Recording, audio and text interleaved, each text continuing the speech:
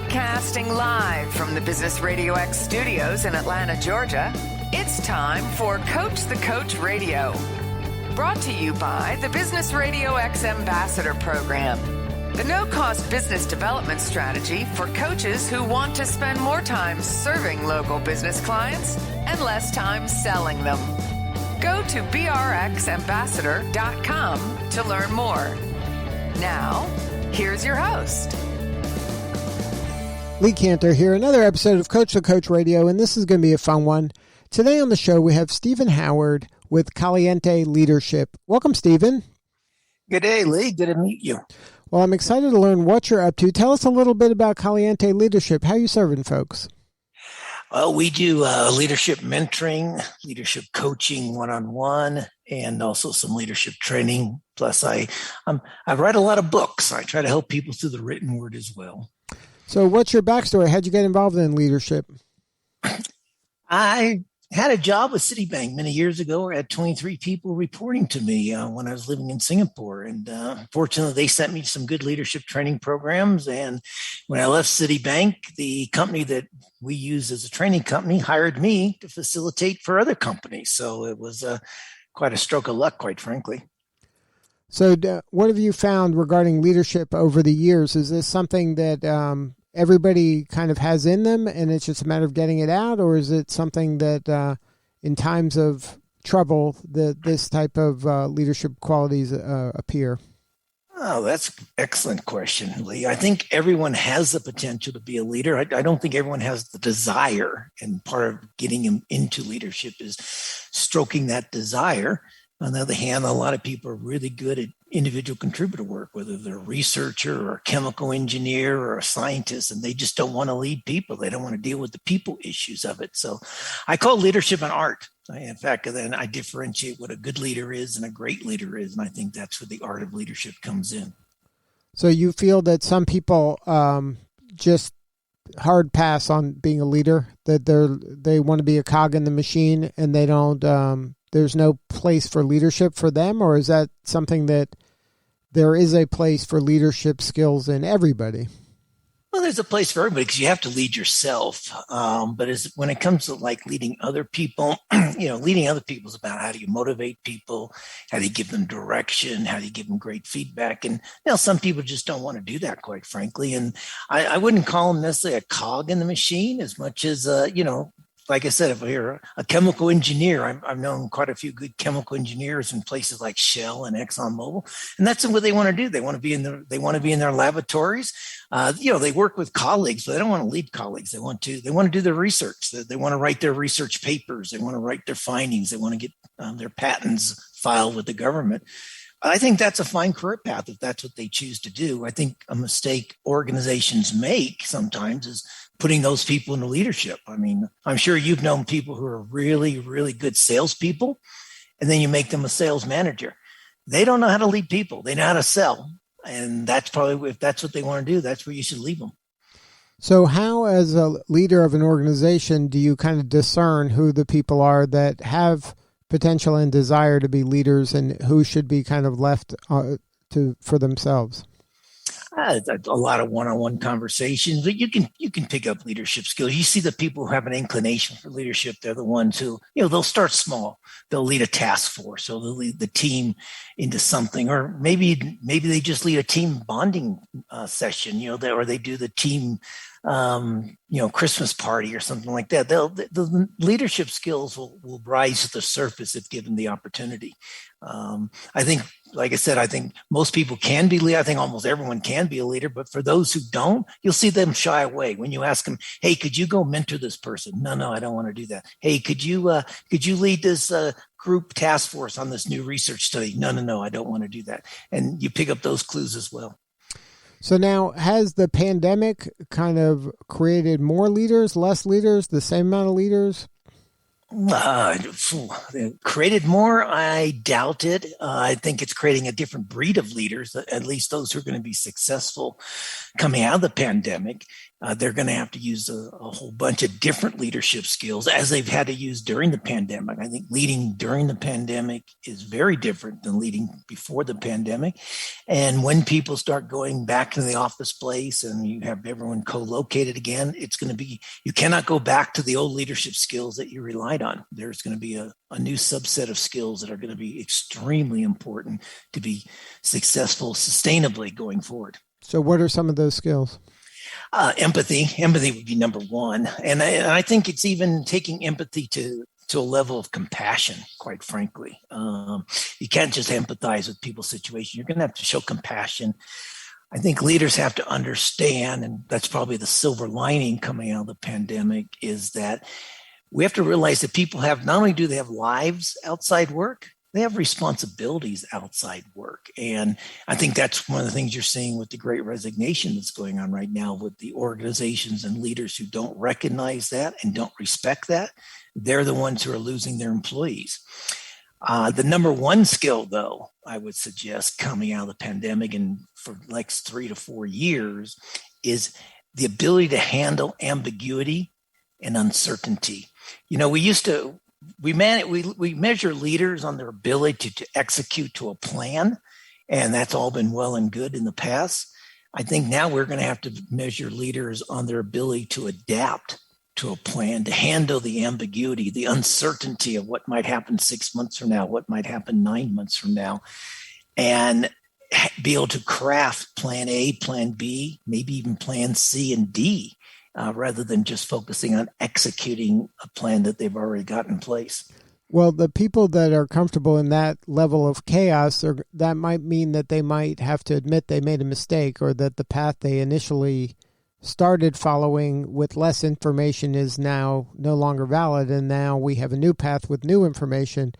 Do you think, like, kind of politically in an organization, that type of, I don't want to say it's wavering, but just adjusting to new information is acceptable in today's world? I think it's going to have to become acceptable. But I will agree with that there are going to be many organizations and the dinosaur type organizations who won't adapt, who won't be willing to adapt. I mean, I don't know about you, but one of my favorite philosophers is Yoda, and Yoda has a great phrase that says you have to unlearn what you have learned. And I suggest that leaders coming out of the pandemic, or particularly those of us who are over 45, we've done it one way for so many years. We're used to it. We're comfortable with it, but we're going to have to unlearn some of the ways we led previously and pick up some of these new skills. And also the organizations are going to have to evaluate people and reward people differently. You can't reward somebody because they executed a plan when, like you just said, it may not have been a mistake, a decision that somebody made. I mean, think about this 2 years ago. All the wonderful plans that were being put in place, strategic plans in 2019, how people were going to do so well in 2020. And then came March of 2020. It doesn't mean their plans were wrong. They just didn't anticipate the future. They got surprised, and you can't get surprised by the future anymore. Or can't get taken by surprise, I should say. Now, for a while now, leaders have been encouraging some of their people to maybe take risks and to, think outside the box, and that type of kind of verbiage, at least lip service towards that. But whenever there is kind of an inclination towards action, there are going to be times when you do make mistakes and that you did choose the wrong path, and you have to self-correct.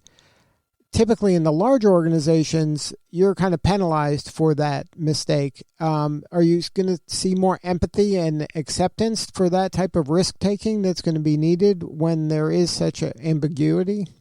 Absolutely. Again, by the companies that make that change, I would advocate to you that there are going to be many companies who will not make that change. And they're going to be the ones we talk about 10 years from now, 15 years from now.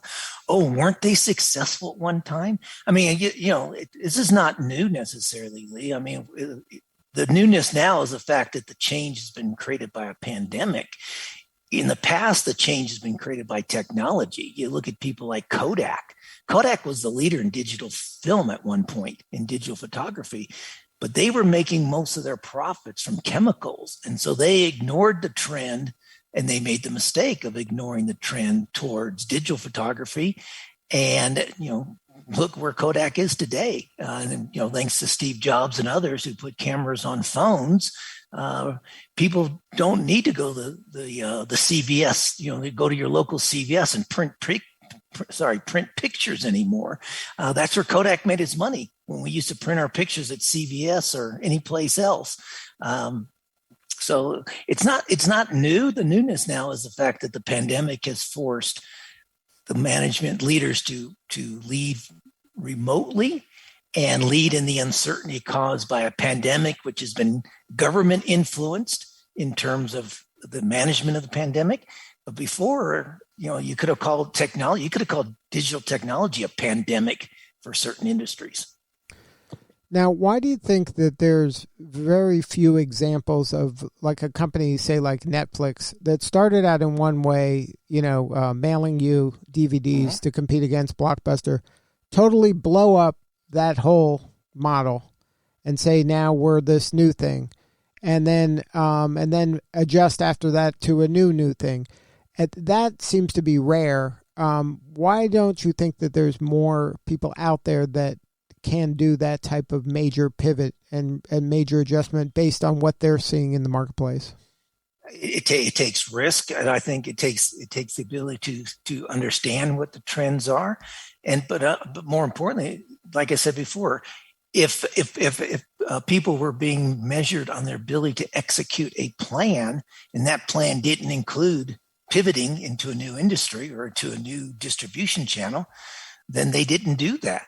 And it's interesting, that analogy you made. You know that Blockbuster could have bought Netflix for a few $100 million at one point, and the board of Blockbuster said, nobody wants to get their DVDs in the mail. People want to come into our stores and get the VRCs, the videos, and buy their popcorn and buy their M&Ms, and they want to know what they're getting. Whereas Netflix originally, when you got your DVDs in the mail, you had a list of 10, and you'd get 2 or 3 in the mail, but you didn't know which 2 or 3 of the 10 you were going to get. So you didn't know what you're going to watch on Friday night or Saturday night until you opened the envelope. Blockbuster did not think Netflix's business strategy, business model was going to work. Well, guess who won that? I think there's one Blockbuster left in the entire country. I think it's in Oregon somewhere. Now, how do you help that leader that wants to be that bold? What's some counsel to make those kind of bold choices and to, pivot and take the risk? I think it's understanding the trends, looking at history. I think one of our shortfalls in leaders today is they're so focused on dealing with today and trying to prepare for tomorrow. They don't look at historical trends. They don't see what's happened to other companies, other industries in the past, and they don't think the lessons are relevant to them. Secondly, I think as we talked earlier, the ability to handle ambiguity and uncertainty, the ability to say, okay, we're going to go take Netflix as your excellent example there, Lee. We're going to go down this road. We're going to deliver DVDs. Oh, you know what? We can do something else. This streaming service, that looks interesting. Well, why don't we let people download and watch their movies on a streaming? Okay, that's kind of interesting. Oh, technology's now streaming. We could create a TV channel. We could create a TV channel that streams. Okay, let's go in that direction. So it's not just when you admit mistakes and you pivot. I think it's also when you see technology becoming alive or anything becoming alive, new distribution channels, new customer trends, and say, let's go give this a try. Let's see how this works.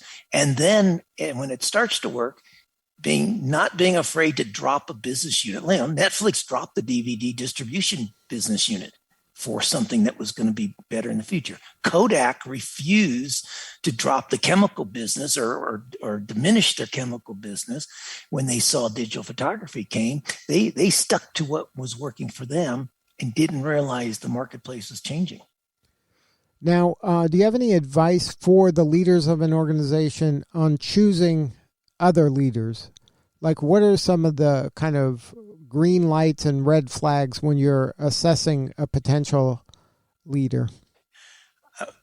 I would say right now, the number one red flag, if I can turn your question around slightly, number one red flag would be, do not promote the bully. Do not promote the person who gets results at all costs, who burns out his staff or her staff. Do not get the one who, and we all know who they are in the organization. Don't promote the one who throws the tirades and yells and screams and uses profanity, because they're the ones who are going to have a high employee turnover. So turning it around, the green flag is promote the person who does both. And as I said earlier, the difference between a great leader will either focus on results or focus on people.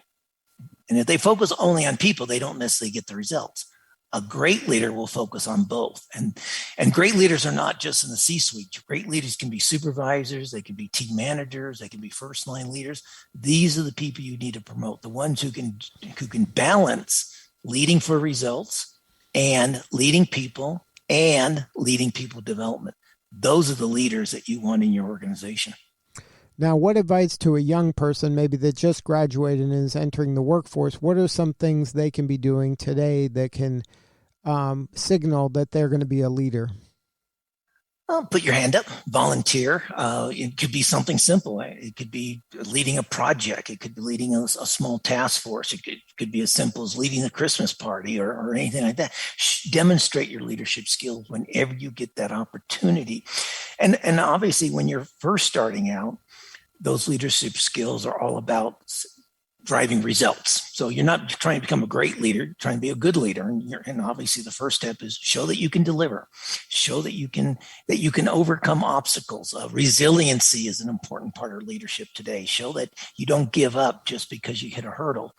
And then once you get your first leadership position, realize that you have three hats to wear. You're going to be wearing the hat of a manager. And that means you give directions and dictate what people should be doing.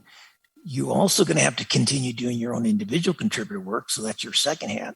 But your third hat, once you get into leadership, you now need to start coaching people, mentoring people, developing people, communicating, feedback, all that kind of stuff. So understand that there's three distinct hats that you're going to wear when you have your first leadership position. Now, when you're delivering your service to your clients, are you delivering them through kind of training in some sort of workshops that are, I would imagine nowadays, virtual / in person, or is it through your books? How do you typically deliver your coaching and your work that you do?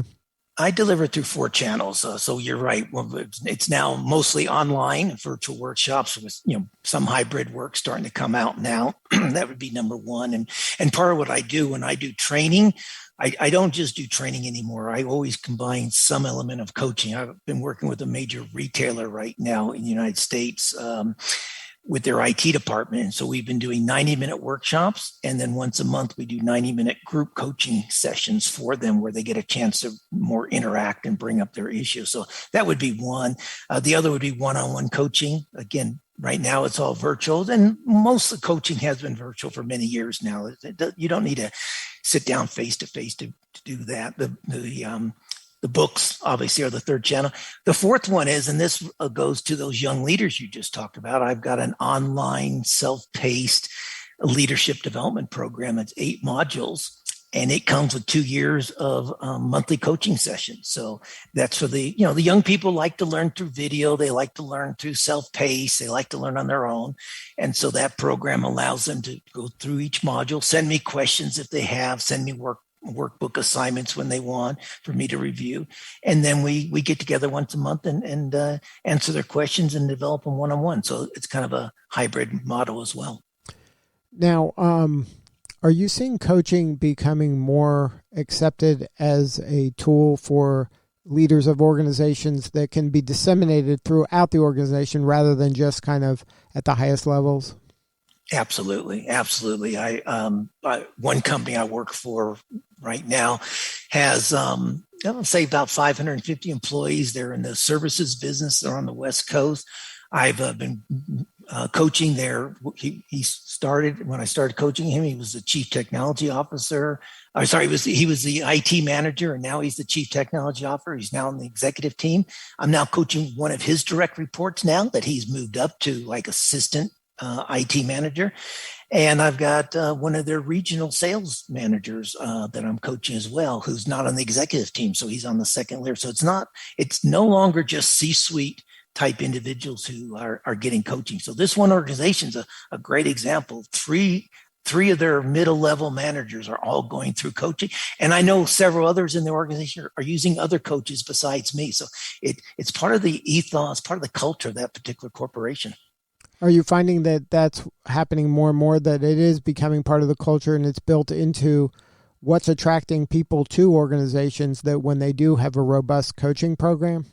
Yes, definitely. It's one of the things that attracts them. And right now, I think it's one of the things that's keeping people in this organization. Because I asked this question the other day, the 9 people who are receiving coaching are all staying with the organization. They have lost about 4 or 5 people during this, this great resignation, as people are calling it. None of those 4 or 5 at the same level had coaching, had personal coaches. So it wasn't so much that it wasn't, I think it partly was it wasn't offered to them. And also they didn't take it up. But yeah, definitely the retail company I just mentioned earlier, they're now offering coaching to their second line and first line managers as well. Well, Stephen, thank you so much for sharing what you do. If somebody is interested in learning more, can you share the website? Yes, it's Caliente Leadership. Caliente, as you probably know, in Spanish means hot, but the second definition is passionate. So I'm very passionate about leadership and leadership development. So it's calienteleadership.com. My email is Stephen@calienteleadership.com. You can find me on LinkedIn under Stephen Howard. I think it says Greater Los Angeles area, but you can find me pretty readily. Well, thank you again for sharing your story. You're doing important work, and we appreciate you. Well, thank you, Lee. I appreciate this, and I'm sure your listeners appreciate the opportunity that you're giving people to share this. And before we sign off, I just want to wish you and your family all the best during the forthcoming holiday season. Yep, you too. Thank you. All right. This is Lee Cantor. We'll see you all next time on Coach the Coach Radio.